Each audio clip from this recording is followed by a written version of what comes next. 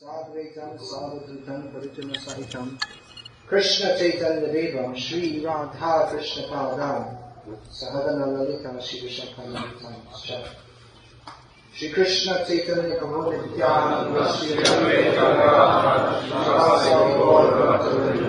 Hare Krishna Krishna Krishna Hare Hare Hare Rama Rama Rama Hare Hare.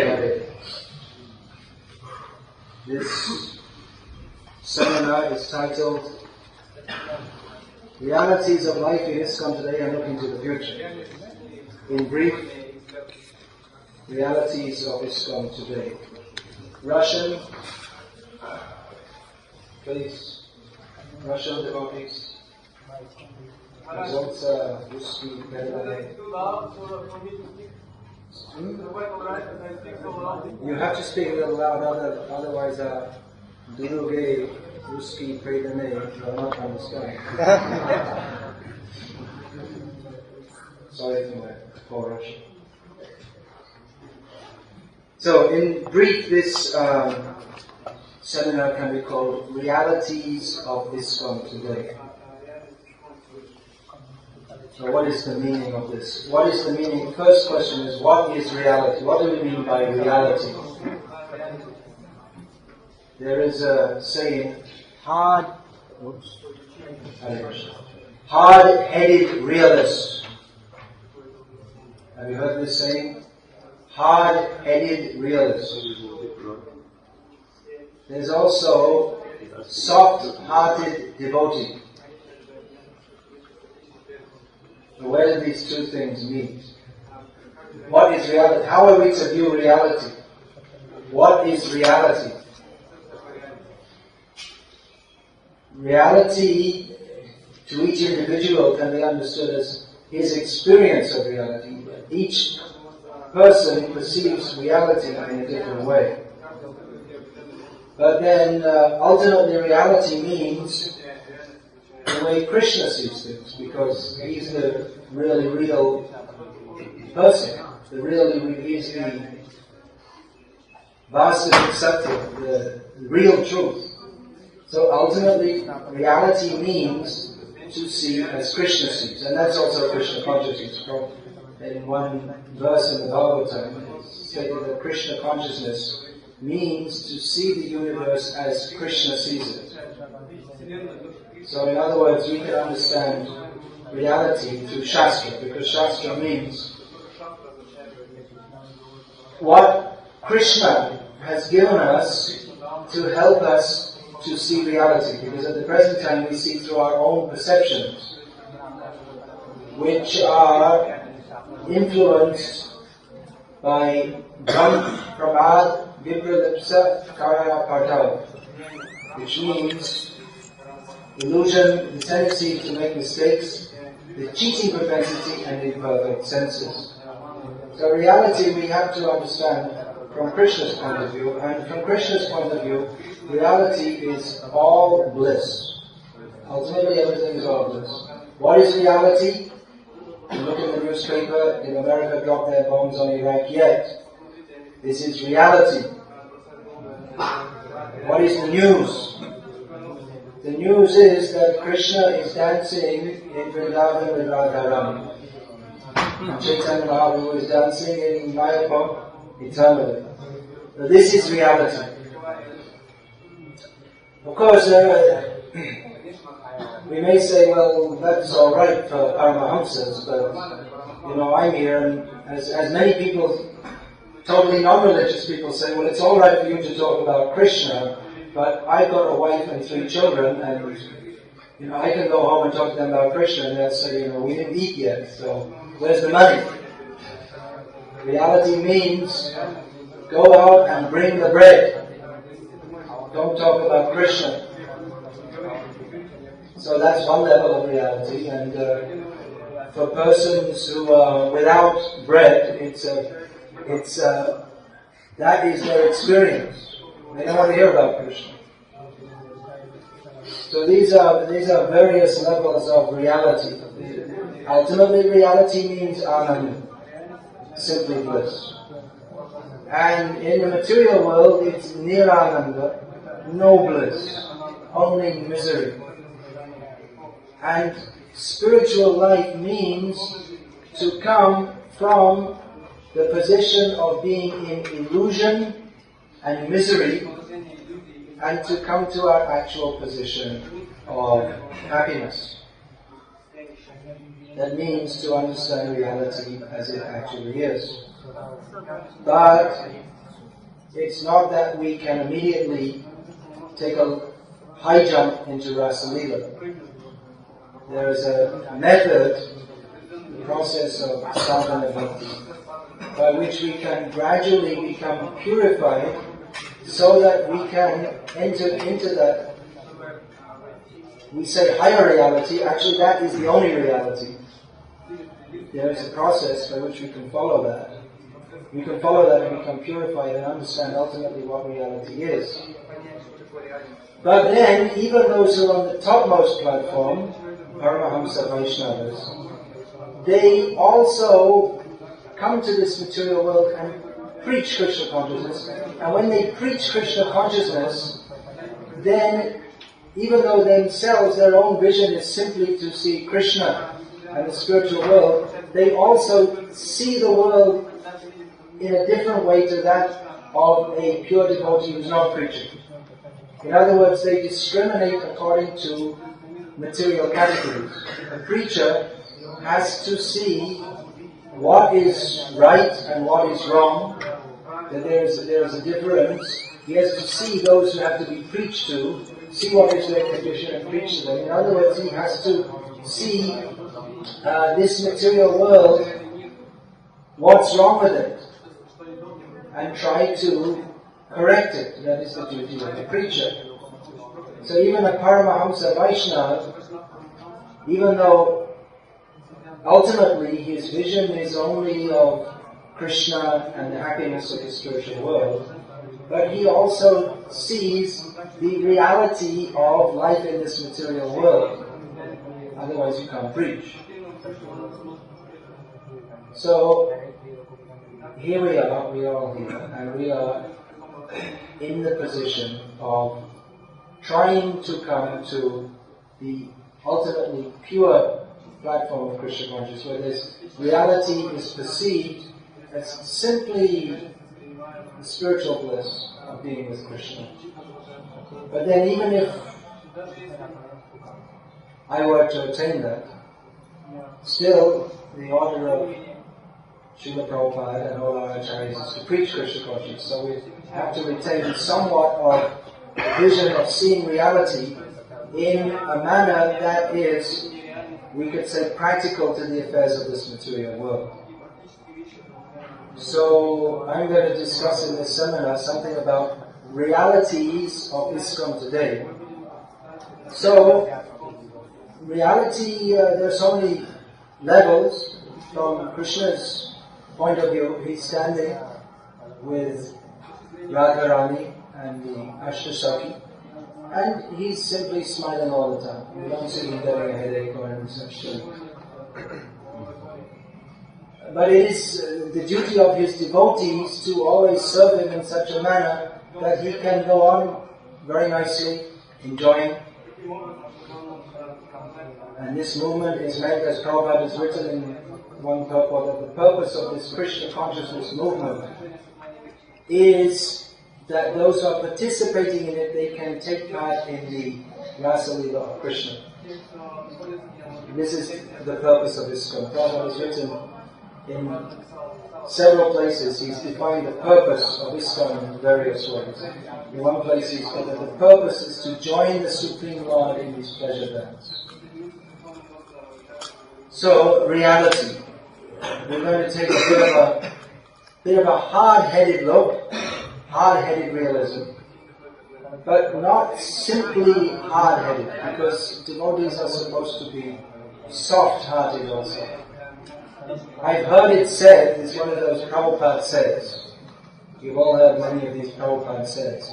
I've heard that Prabhupada said, I'm not sure if he said it, but even if he didn't say it, it's repeatable because it's an interesting outlook on reality.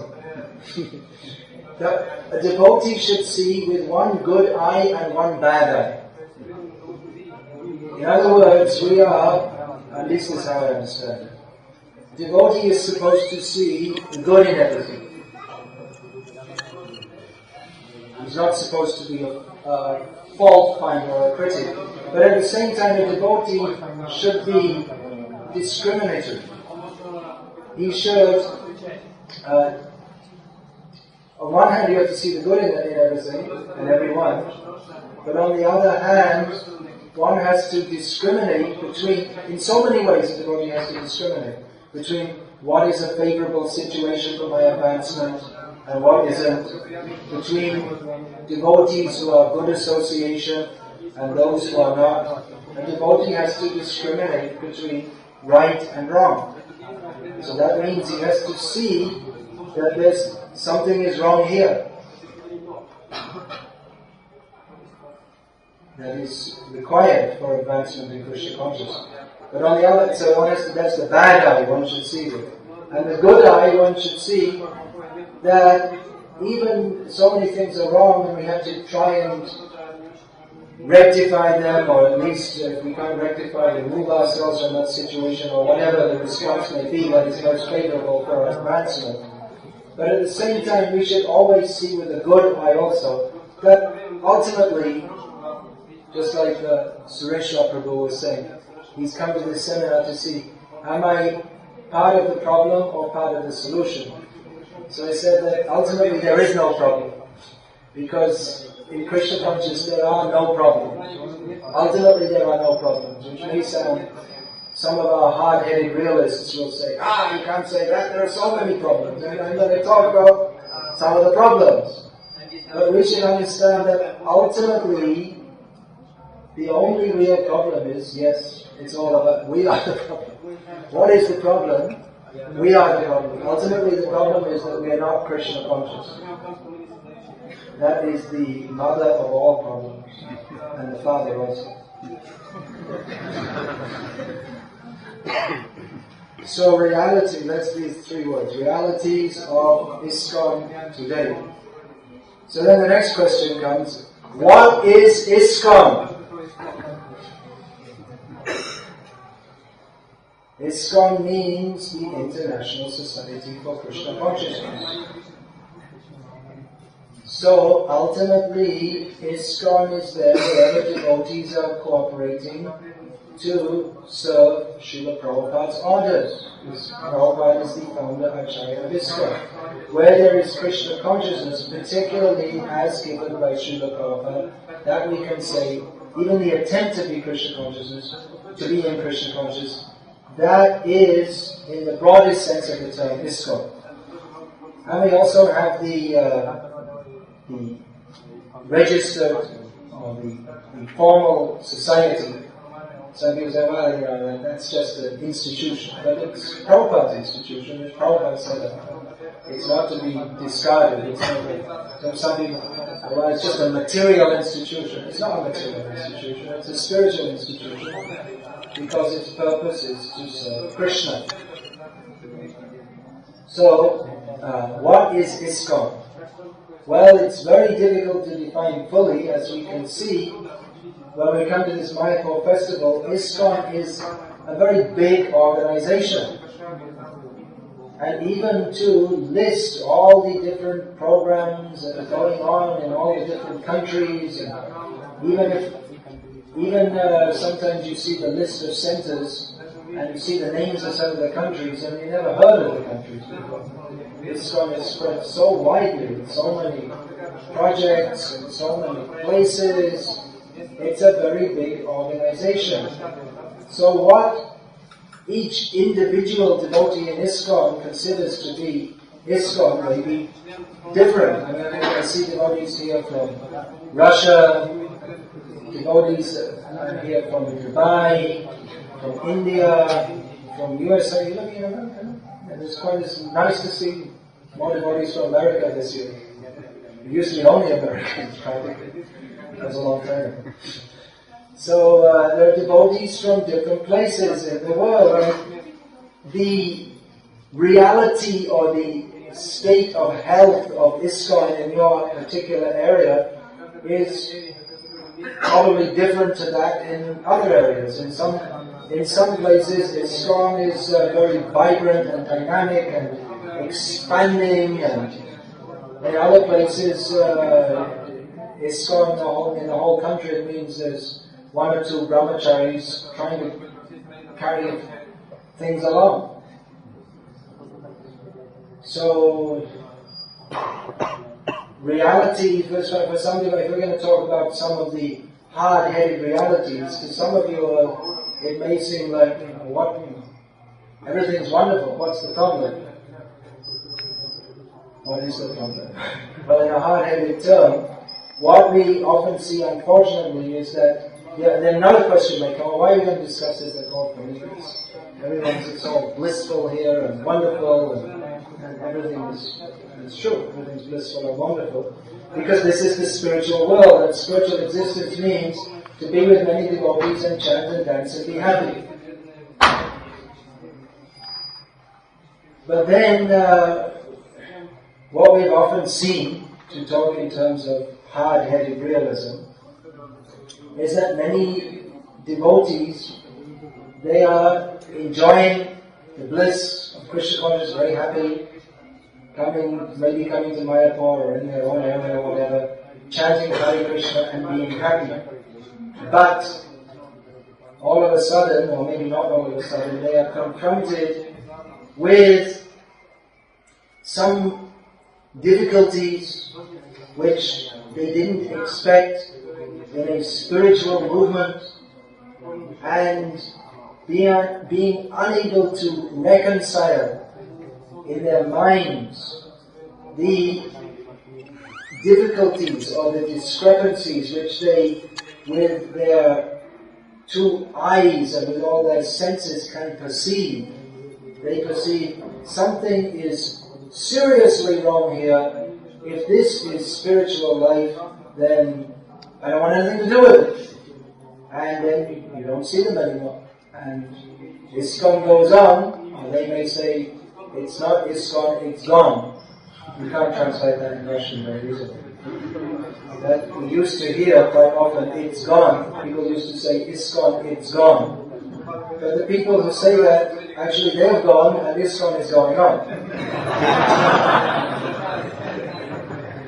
So they may, then we get a whole category of devotees or whatever you want, anyway, who to justify, I don't analyze their psychology too much, but their the main thrust of their focus is simply pointing out the faults in ISKCON to show that actually it's a very wicked, corrupt organization. And you can also, apart from your local situation, judging the reality of ISKCON, you can also judge ISKCON from what you see on the internet, and it's pretty dangerous. It's like, I compare the internet to, if you want to surf the internet, it's like going through a fish market.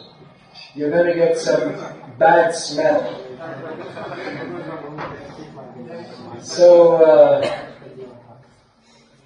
there are people who, their whole meditation is how to prove that the leaders, especially the leaders of ISKCON, are all actually demons whose only motive is to dupe the persons under them. And therefore, these persons, out of their great compassion, are transmitting reality to you, that actually you are being cheated. You should not be in this way. So, just a few minutes ago, we were talking about reality of being Krishna dancing in Rasa Leela, and now we have come to the terrestrial reality, or the down-to-earth reality of considering, well, there are some, apart from the dancing and chanting and being happy in ISKCON, there are at least some persons who would have us believe that ISKCON is basically an evil organization. And if we are to consider their accusations, we will find that many times the accusations or the allegations are not without truth. If we examine not only with the good eye but also with the bad eye, we'll see that there are, again from the terrestrial point of view, there are many problems in our society. Our society, yes. Krishna society, Prabhupada society, and it's our society. We are taking part in this movement and we are also part of it. It's those who give their life to ISKCON, we can say this is our movement also. We're all in this together. So we're going to discuss realities of ISKCON today. Yesterday, all my troubles seemed so far away. Now it seems that they are here to stay. I believe in yesterday. See, I also come from the same background as you. Nobody sat on a big chair, but I come from the same schoolroom as you come from. So these are words of whisper, words of wisdom. So yesterday, there are some devotees who harp on the good old days. In the good old days of ISKCON, everything was good. That was yesterday. And now it's today. So, ISKCON today as compared to yesterday. Let us note down a few points of difference between ISKCON yesterday. We can say in the good old days, that means when Prabhupada was here. And then of course after Prabhupada left, then the bad boys moved in and took everything over. So, how is ISKCON different to what it was previous to and up to November the 14th, 1977? So ISKCON is different in various ways, and maybe some of you can suggest some points that I didn't think of in making this little synopsis. Here are a few points I thought of. One way in that ISKCON is different to in 1977 is that it's a lot bigger. There are many, many more members of ISKCON, and ISKCON is spread widely in many countries. For instance, in Russia, we never thought, not in any of us, so I'm very proud of that within our lifetimes we didn't expect Krishna consciousness to spread widely in Russia, for instance. But not only in so many countries. Actually, when Prabhupada departed this world, this movement was not spread nearly in many, many countries. It wasn't spread, it was still in a very, what do you call it, germ stage, what's the word? Embryonic. Yeah, budding stage, embryonic stage. ISKCON Mayapur was, it was basically, there was one, that one building was built, and this one building was built in Prabhupada, and the temple room, it was basically two buildings in the middle of fields. So Mayapur has developed so much, there's so many centers all over India and all over the world, so ISKCON is much bigger. So bigger means bigger problems also. That is inevitable. We should, realistically speaking, we should understand that. That bigger will mean there are bigger problems, more problems. But we do tend to take it for, there's a tendency to kind of take it for granted that the movement is much bigger and it continues to grow despite various occasional volcanoes, explosions, or more like implosions. You know what implosion means? It's the opposite of an explosion. An explosion, everything goes like this. And an implosion, everything goes like this. So despite all these things, ISKCON does continue to grow. There are many, many more books published, Shivaji Prabhupada's books, other books. Of course, this could be said to be a subjective. What I'm going to say now could be said to be subjective, but it's not unreasonable to say that devotees are more mature now. You would expect that as time goes on, devotees will become more mature in their outlook, in their dealings in so many ways. Now, one very great difference between ISKCON in the 1970s and now is a demographic one. That most of in the 1970s, almost all the members or initiated devotees in ISKCON lived in temples. There weren't so many Grihastha devotees, and they almost all lived in temples. It was unusual that there were initiated devotees or any serious devotees not living in temples.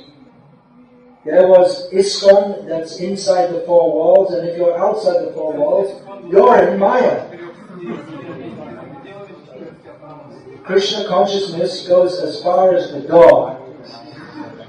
Outside, it's all Maya. If you're living outside, you're in Maya. That was it, pretty much. Nowadays, most of the members of ISKCON don't live in temples. Most of the initiated members, and even devotees who are doing a lot of service in so many ways, they don't live in temples. Which actually in the 1970s, we couldn't imagine that either. We just thought ISKCON's going to grow more and more, means we're going to open more and more temples, and then, ultimately everyone's just going to be one big temple. So that's another change. Now, another point I saw, there was last year that we were getting reports of ISKCON's Rath Yatra in London being organized, and it was described how they got prime time TV coverage, and it was one of the biggest festivals in England throughout the year in terms of numbers of people attending. Very big and successful festival, and at the end of it, one MP, Member of Parliament or Lord or some, part of what is called the establishment. You don't have a term for that in Russian, I don't think so. It's a very British or American I said that also. So he said to one of our devotees, now you are part of the establishment. That means part of the established social order. In the 1970s, our movement was considered weird, crazy, general perception, rebellious. It was against the social order. Many people, they didn't like it. Ordinary, down-to-earth, honest citizens of the world in general, they thought that this movement is, and there are still many people who think like that, thought that this movement is a social anomaly and it's something crazy and wrong. But Lord such and such or MP such and such said that now you are part of the establishment. Now I don't know whether that's good, because personally I don't want to be part of the establishment. But it shows that, at least in many eyes, our movement is socially accepted, which it wasn't previously. Even in India, there was some level of social acceptance, but until maybe the mid-80s, many people in India thought that our movement, or they suspected that our movement was a CIA operation. And quite seriously, the question even came up in Parliament, in the Indian Parliament. Someone brought up the question, is ISKCON, is it part of the CIA? It's amazing, isn't it? I mean, if we had American government money, we wouldn't mind, but of course there are some people who still say that there are people planted by the American government in our movement. I don't know, but I don't have that much insight on reality. You never know. So, Hare Krishna. There's another sarcasm, don't quote me on that. So, you have to be careful what you say, you know. It'll be on the internet tomorrow. It's on there now. Live broadcast. Bhakti Vikas Swami suspects that there are CIA plans in ISKCON.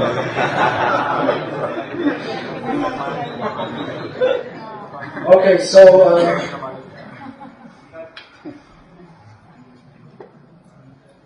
one difference, one inevitable result of time between 1977 and 2003 is that the members of the Krishna consciousness movement was an inevitable result of time. They're older. Mostly in our movement in the 1970s, young people were joining. When I joined, anyone over 25 was considered a ripe old man or woman. There were very few old devotees who were older, physically older. So sometimes people used to ask us, well, where are the older people? And now sometimes they ask us, where are the younger people? In places where we're not making so many devotees. And the older ones are still left, but another demographic change. There's more. There are devotees from all age groups. And one thing that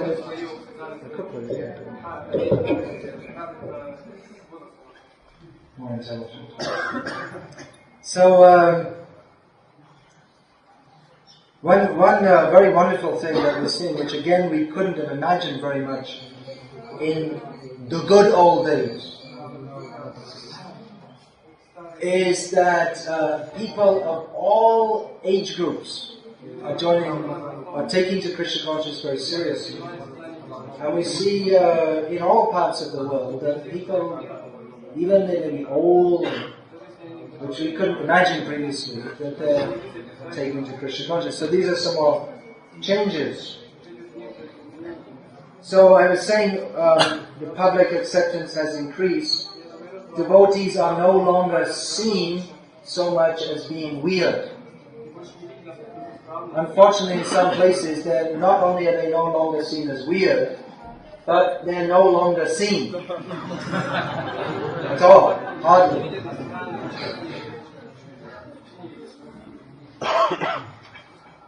I had that experience a few years ago. I visited America. I was walking around in New York City, and a lot of people, I saw many people, Haribol! That's not Calcutta, they call it. So people saying, well, I haven't seen it for about 20 years. What happened? So, devotees are often worried, what did the public think about us? But I would think in many places the problem is that the public are not thinking about us at all. They don't even know anything about us. Actually, I'll relate a very sad experience from last summer in Dublin in Ireland. We were on a Harinam party and I was handing out leaflets. And one young lady asked me, well, what's all this? I said, well, this is the Hare Krishna movement. We chant Hare Krishna, this and that. He said, what? And he said, I never heard of that. I asked her, where are you from? She said, New York City. He's about 25 years old. Never heard of the Hare Krishna. So this is reality, as I have perceived it, is that for all that we take ourselves very seriously and we argue, does the Jiva come from Vaikuntha or from the Brahma Jyoti, so many things like this. We take ourselves very seriously, but from the external point of view, we talk about, how when we take over the world, we're going to do this and we're going to do that. But from the external point of view, our movement, it's not a very significant part of human society in the world in 2003. It is significant. It's the only thing that's significant in the world. Everything else is completely meaningless, ultimately. But from the social point of view, our movement is, in the Western countries, it could be seen as something that survived the hippie days, just about. Even in India, ISKCON it's well known. You'll find in the newspaper they'll put a picture, they'll put ISKCON devotees, they'll put a photograph. I just saw in some Valley newspaper some photo of. There's a report, very strict security at ISKCON Mayapur. They just put ISKCON. In other words, it's a household word among educated people in India, ISKCON. So that's good. But at the same time, it's not that our movement is very influential in influencing government politics or any such things. Not to say that we can't be, but at the present time, our movement from the external point of view, as it was in 1977, even though it's better accepted, we haven't really impacted upon the current affairs of the world, or the ongoing way of life of the world. Not in a. Of course, we have done, in as much as that. Actually, in subtle ways, our movement has been and is very influential. For instance, we'll find that in the American psyche, the concept of karma has entered, which it wasn't there, say, 30 years ago. The concept of karma wasn't even known to most people, and people had any interest in it, or if they believed in it, they were considered weird. But nowadays, it's in the English dictionary, and it's in the English dictionary. It's a commonly used word. Now, most people who believe in karma, they may tend, in America, they may tend to think of it more as a Buddhist concept. Somehow or other, a lot of the preaching that ISKCON has done has gotten sidetracked into Buddhism. But the Buddhists, they're not preaching in the way. The very idea, I would say this is coming mainly from the distribution of Prabhupada's books. They're having their effect. Now, of course, I was speaking what you could say a rather negative way about the acceptance of our movement. But again, it'll be different in different countries. I mean, what our movement is in Africa and how it's accepted, how it's seen, I have no idea. It's such a big movement and we can't know everything that's going on everywhere. But I'm saying in America, most people don't know us. But then again, there are many young people, especially in America, who they may not know very much about us, but they have a general impression that this is a genuinely spiritual movement. You're nodding your head there. So you're a young man from America who's now a Vaikuntha Dut, a messenger of the spiritual world. So you're moving with that society, and he can attest to the fact that among the young, I guess you could say more intellectual type or whatever in America, that there is some awareness of our movement and in good esteem. They think of our movement as being something genuinely spiritual. Now, one very big difference between 1977 ISKCON and 2003 ISKCON is that in that, how is this? 5:15. Is that in 1977 there was Prabhupada. That's a lot of difference. Now, some people say that Prabhupada never left, and that's also true in one sense. But in a very real sense, also, it's very real to say that Prabhupada never left. But it's also very real to say that he hasn't left. And it makes a difference. When Prabhupada was personally here, there were so many controversies. Don't think that all the controversies began on November 15th, 77. There were many controversies, many problems, many wild, weird, and wonderful things going on. But Prabhupada was there, and Prabhupada was able to resolve them. One thing because devotees respected Prabhupada's words so much, and another because Prabhupada was very expert in dealing with devotees, and many of the big controversies and big problems that are going on and on in our movement, we could presume that Prabhupada would give these, when controversies came up, Prabhupada would give this siddhanta, or the clear exposition of these problems, and that would be it. Prabhupada said, and not only said, but explained this is the situation, and then it was accepted. For instance, there was a very big controversy in 1975 about the relative positions of renunciates, brahmacharis and sannyasis, vis-a-vis grihasthas. And it was, as I was saying, at that time, mostly the number of grihasthas in our movement was much less, and the brahmacharis and sannyasis were mostly saying, well, grihastha means you're practically useless. So Prabhupada gave the siddhanta that, actually without Krishna consciousness, everyone is useless. But anyone who takes to Krishna consciousness, they should be accepted and not mal-judged due to their ashram. So there was Prabhupada. It made a lot of difference, we can say, to the situation now. There were not many gurus in our movement. Nowadays there are many. Of course, Prabhupada is the guru of our movement. He's the founder of ISKCON. Guru in ISKCON means who is a faithful follower of Prabhupada, but still different gurus have different insights or outlooks. That's interesting, isn't it? Insight and outlook. Insight, what goes on in your head, and outlook, how you see everything outside, depends on what goes on inside. So different insights, different outlooks, different approaches, hopefully, which is one of the things I discussed, hopefully within what Prabhupada has given us. So that's the difference. I'm not at this point going to comment on the various nuances of that difference, but that's a difference. ISKCON is different in that way. That previously Prabhupada was the only initiating guru in ISKCON, and now there are many initiating gurus in ISKCON. That's another difference. Now, another difference is that at that time,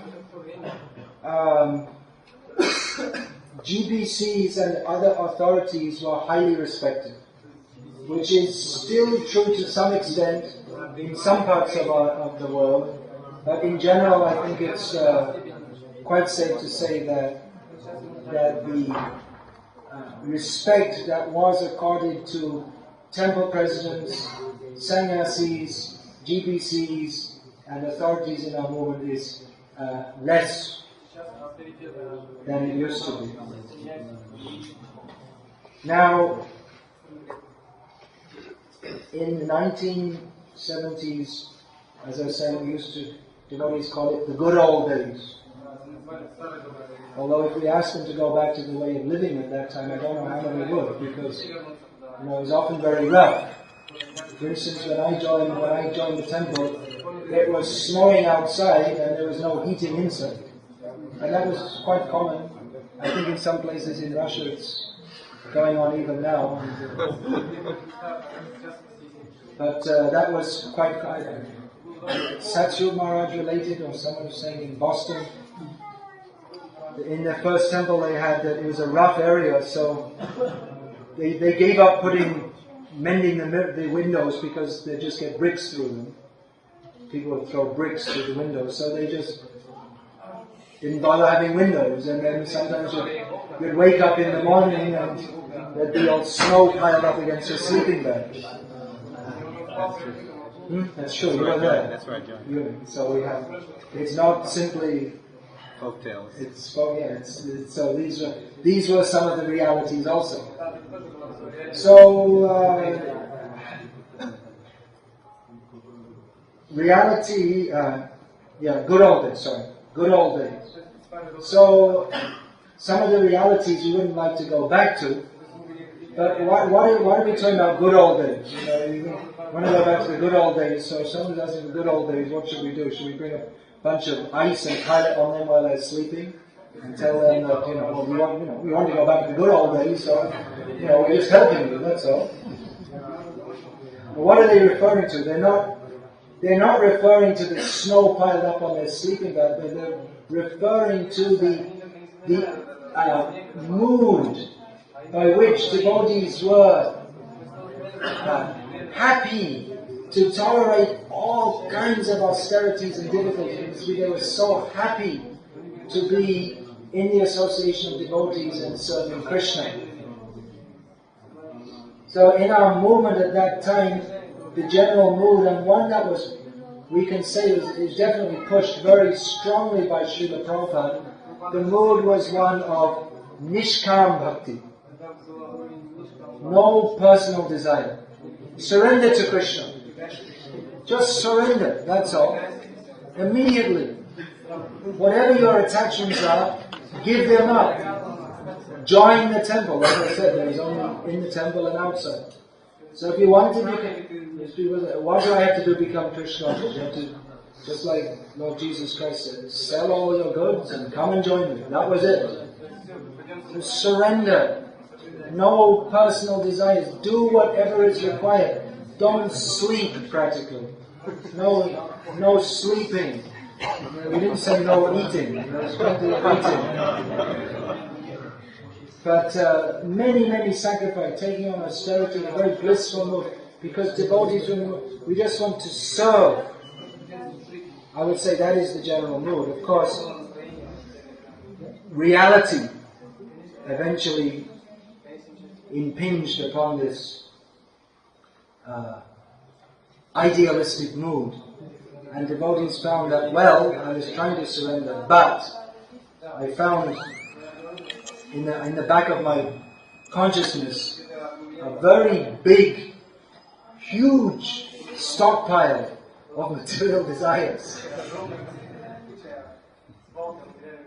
So maybe realistically our movement has come to accept the fact that, well, we're not all going to become Paramahamsas immediately.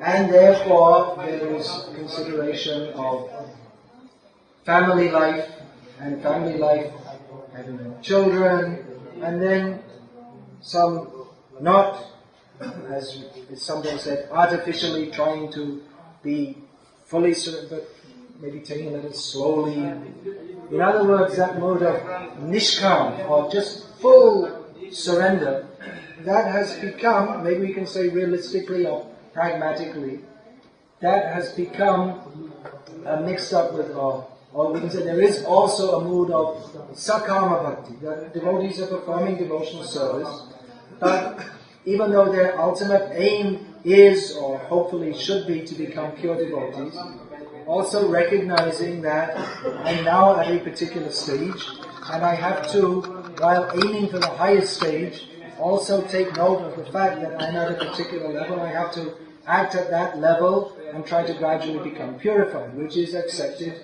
within Vedic culture. This is varnashram, that one accepts what is his present position, aims for the highest reality while acting within his present position. So Prabhupada is always talking about varnashram, and this varnashram is to recognize the reality of our present ineptness or our present imperfection.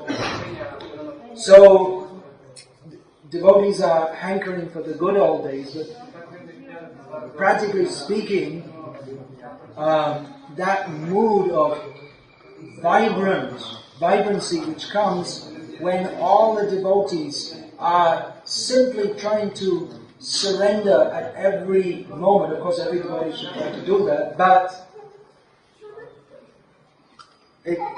if one is in a family situation, has to support children and all these things, then note that the desire to fully surrender shouldn't be there, but it also, practically, it has to be mixed with some pragmatic adjustment to the material world also. So it may be overly idealistic to expect that a movement can maintain at an extremely high level of vibrancy and full surrender forever, because it's just not so easy for everyone to be fully Krishna conscious immediately. So the freshness, at that time Krishna consciousness was a new movement, so anything new generally it's very fresh and new and exciting. So now our movement it's not as new as it used to be. Krishna consciousness is intrinsically fresh and exciting, but at the same time practically our movement has developed. It's bigger, it's an institution, it has rules and so many things. So we'll talk about that later also, hopefully if you have time. I have another 3 days. So the institutionalization of our movement naturally tends to put the tendency is for some dampener to be there. Now in our movement, in 1977, there was no influence of the Gaudiya Math, or Gaudiya Math practically it wasn't a factor. Ritvikism, there was no poisoning controversy, there was no changed books controversy, and so on. Now, I would say, this is maybe more of a subjective statement, that our movement has become influenced by various things that Prabhupada didn't teach us. It has become influenced by modern academic ideas, pseudo-ragamag.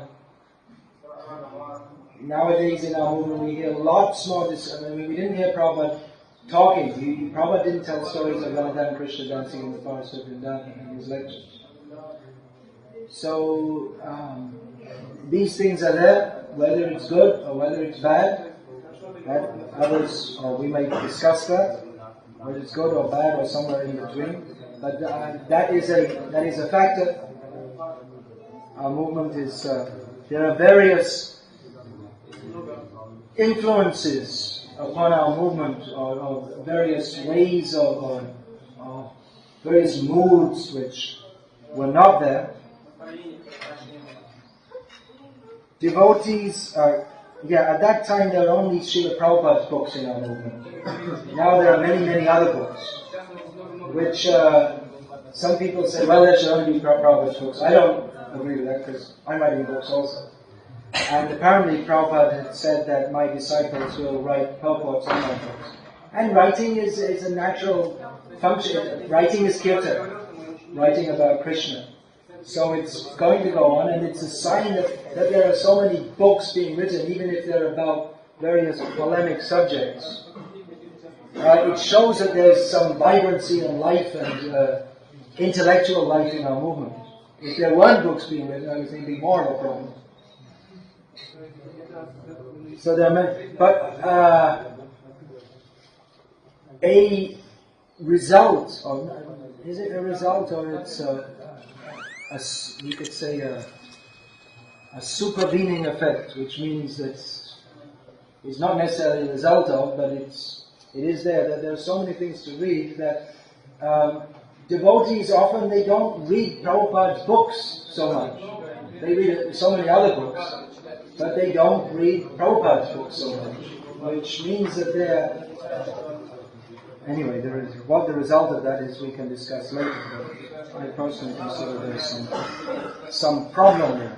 In many ways, devotees devotees are more innocent in as much as they only knew Prabhupada, and they didn't know so much about history. I mean, when I'm talking about history, I'm talking about a whole Vaishnava history, and they tended to accept. Prabhupada said, okay, fine, that's enough. Nowadays, you'll find devotees arguing, and Prabhupada said this, but he meant something else, or this and that. We're not as innocent as we used to be. So, our movement today is changed from 1977. That's not necessarily a bad thing, because change is inevitable. That is the very nature of this material world. Change will always be there. Devotees sometimes think, well, it should be exactly the way it was in 77. It's not possible.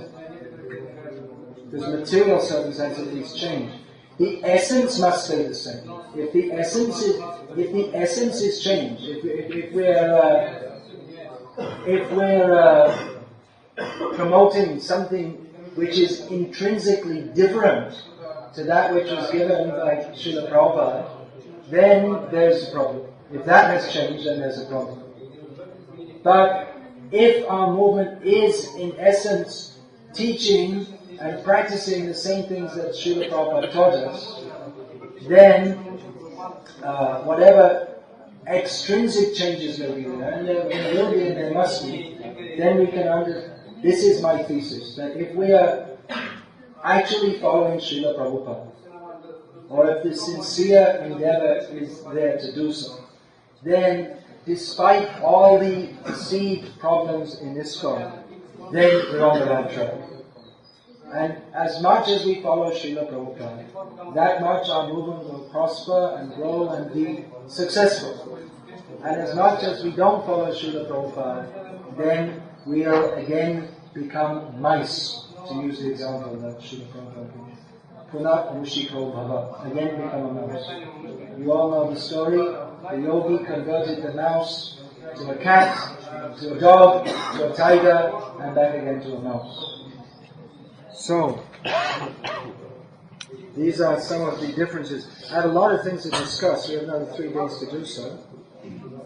I want to give some time for discussion, and this discussion go on and on and on. Now that question, why am I bringing this up? The question may come, why am I bringing this up with Gaur Panini? I'm just supposed to chant, dance, and be happy, and we can be miserable all the rest of the year. If we want to be miserable discussing it, why don't we just ignore all these? I mean, we just leave it. Just reality means to be with Krishna. Here we are in the Dham with Krishna.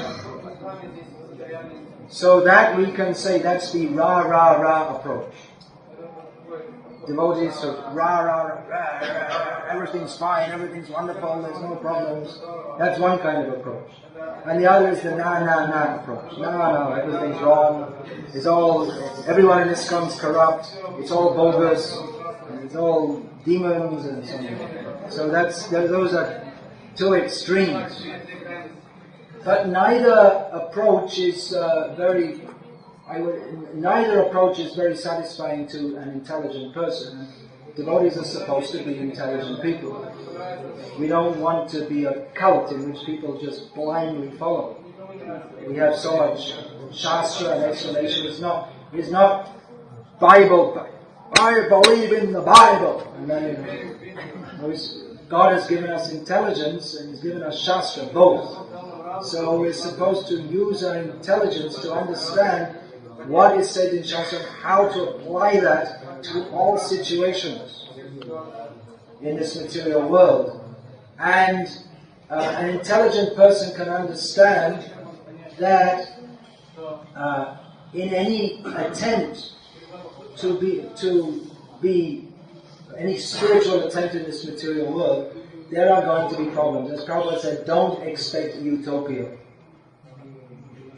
Sometimes we read in the books that devotees are kind, compassionate, humble, meek. We think, well, everyone's just Often we find when devotees first come to Krishna consciousness, they're very naive and they think, well, everyone's just a complete pure devotee, and then they find out that, well, it's not 100% true in all respects, and then they may become disillusioned. This can happen very quickly. People come to Krishna consciousness, they go away, and they never really take it up. It can even come after many years of practicing Krishna consciousness. So we should understand that ISKCON is an idealistic movement in a world which is basically, it's a bad place. This material world is not a fit place for a gentleman. Particularly in Kali Yuga, people are Prayanal Parusha Savya Kalavasmin Yuge Janaha Mandasu Mandamatyo Mandabhaga Hikudutaha. In Kali Yuga, people have short lives, they are unlucky, of bad consciousness, Sumandamatiyo, Mandabhagya, they're dull-headed, and above all, their minds are always disturbed. So, people who are joining ISKCON, that means us, we all come from this background. We're all people coming to ISKCON. It's not that, there may be some persons who have come from the spiritual world to assist Prabhupada in his mission. Maybe. But even if that's accepted as true, and some people would vehemently deny that, the fact is that we say that Prabhupada came to save us. So we need saving. We're here in the category of being needed to be saved. So basically everyone coming to this movement is very pious. They're trying to become Krishna conscious. But at the same time we have that bag of garbage that we're carrying along with us. And we can, the tendencies are there, and they influence us and how we behave. So ISKCON is an idealistic movement in a far from ideal world. Therefore we should realistically not expect or demand utopia or think that everything in ISKCON is rotten, because what I perceive of it isn't what you would expect, or what I would expect from seeing a movement with such high principles. So this is realistic. This is a useful realism to understand what is the essence of ISKCON. The essence of ISKCON is pure devotional service. And if we look, if we interact with ISKCON in a certain way, we can find so many bad things and conclude that it's all rotten. If we interact with it in another way, we can become pure devotees of Krishna. Because despite all the difficulties, although some would contest this, despite all the difficulties, ISKCON is not gone, it's going on. And there is the opportunity to become a pure devotee of Krishna by taking advantage of the facilities that ISKCON offers. And facilities doesn't mean simply the buildings, but it means the opportunity to associate with devotees and engage in Krishna conscious activities. So, the example is given by Rupa Goswami Prabhupada in his Upadeshamrita. He's giving in another context. He gives the example of the Ganga, which is a supremely pure river. Ganga is so pure that if you bathe in the Ganga, you become purified internally and externally. At the same time, it is seen that in the Ganga there is mud and foam. But as Prabhupada describes in his purport, an intelligent person, he sees the mud and the foam, but he just clears it away and takes his bath. He's not overwhelmed by the presence of the mud and foam. He doesn't say, I came here to take a bath, but it's all muddy and foamy, so if I take a bath here, I'll just get more dirty. But he thinks, no, let me just clear this away, and take my bath, and I'll become purified. So the opportunity is there to become purified. There's always a gap between the ideal and the real. There's always a gap between idealism and pragmatism.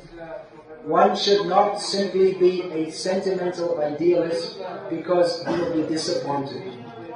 And then he'll go away and lose the opportunity to attain the ideal, which is pure devotional service, which is obtainable by those who pragmatically understand that we are within the material world, we're in a movement which is aiming at the ideal, but realistically speaking, there may be various problems, some of them very severe. But despite that, we should take advantage of the opportunity offered and go on to become Krishna conscious. So I'll finish here today, and we can have a few minutes of discussion. I'm sure there are many, many things to be discussed. We're all, we can all see so many things which shouldn't be there, and how to deal with them, and this and that. We have a few more days, so we can discuss. Also, Suresh, I presume you wanted to say something? Please. Suresh Prabhu, you probably don't know unless you used to read the BTGs. You can recognize me. No farmer clothes. Suresh Prabhu is a pragmatic idealist. He believes in Prabhupada's instructions of simple living and high thinking. Work the land, chant Hare Krishna, and live on farms. All glories to Suresh Prabhu. Prabhupada's son. Swami ki Hi. Those of you who are Indian can understand that means the opposite of Jai. Maharaj, I think what spoke to me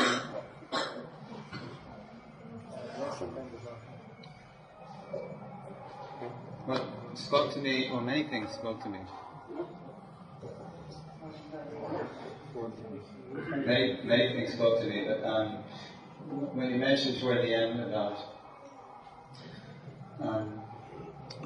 we're just not sticking with Prabhupada's words, his books. And this really is so important because, as you mentioned, as the world changes, as we externally change, we need to stay grounded in what I like to call Vani Prabhupada, because what Vapu Prabhupada had a chance to show us was by Prabhupada's own admission. Oh, he said 50%, he said half. That means that we must know Vani Prabhupada in his instructions to really get the full Srila Prabhupada. I tend to discuss this one. Great. So, that's all I wanted to say for now. Yeah.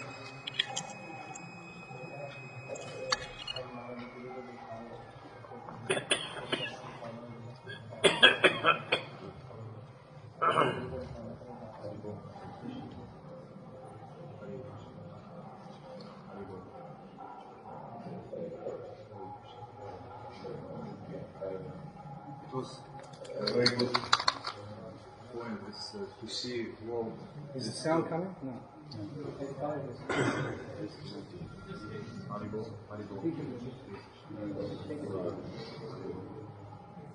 Shake it about a little, the wire.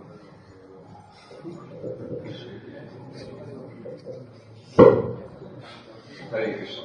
It was a very good point that you said devotees should see world through two eyes, bad and good. And I wonder how we should see Horidhama, now, because I'm trying to see only through good eye, but I can see some difficulties. Yeah. Yes, we should. It's not that when we come to the Holy Dham that we suspend our powers of discrimination. When you go to outside the gate and you ask for a rickshaw to the guard and he says 5,000 rupees, You shouldn't give it to him. You shouldn't think, well, he is a resident of the Dham and everything he does is completely pure. You should understand he's trying to cheat you. So we should be realistic also. Let me speak louder because this isn't good. Is it then wrong to make distinction between ISKCON, as Prabhupada has given us, like a spiritual process which will take us back to Godhead, and ISKCON as institution about the politics and changes to which all material things go? To make it Well, there is a distinction between the... Did everyone hear the question? No? Rephrase it. Is it correct to make a distinction between ISKCON, as Prabhupada said it should be, and ISKCON as we see it is, with the institutionalism and the politics? Is that more or less what you said? on one side the spiritual process which will take us Is it right to make a distinction between the spiritual process and the down-to-earth, hard realities? Distinction, yes, but at the same time it's understood that the spiritual process is being enacted within the sphere of this material world, and that's part of the directions on how to practice the spiritual process. Some of the very important instructions are on how to deal with this material world. When Chaitanya Mahaprabhu was asked, what is the sign of a Vaishnava? The first thing he said is, Asat Samgatiyari Vaishnava Achara. That a Vaishnava is distinguished, or his proper behavior is to give up bad association. So there are so many injunctions to accept that which is favorable, to reject that which is unfavorable. So the spiritual process doesn't take place in a vacuum. It takes place within the sphere of this material world. Now we try, ISKCON is an attempt to create an atmosphere that is favorable for making spiritual progress. Sometimes it may be, some devotees think, well, I'd be better off outside ISKCON, because the way I see it practiced in my backyard, I don't find this very favorable. But that actually wasn't Prabhupada's, that wasn't his response. I'm going to discuss this actually.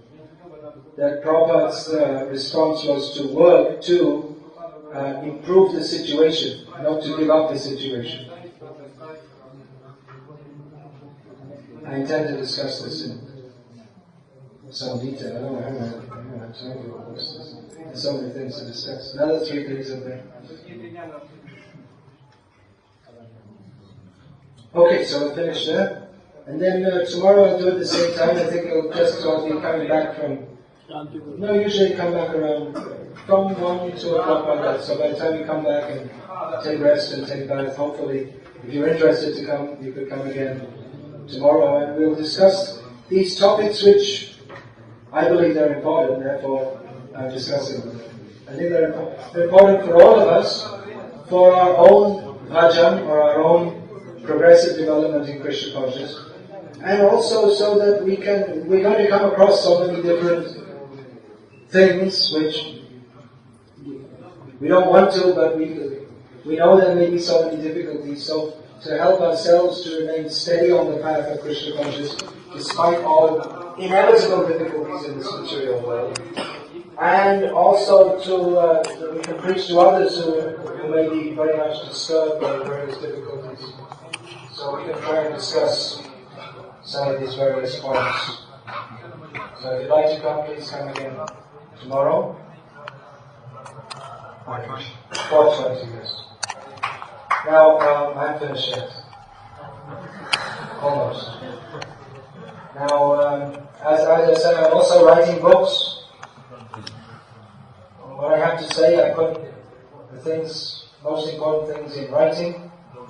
This is my service to Srila Prabhupada, to preach to devotees and others through books. So, preaching to devotees through books means I have to distribute them, so if anyone of you would like to see some of my books, they're being offered here. Here's the Hindi to Bengali dictionary. So as you were saying, that Well, following Srila Prabhupada, so here's some of my realizations and others' realizations on following Prabhupada. It's a book called Jai Srila Prabhupada.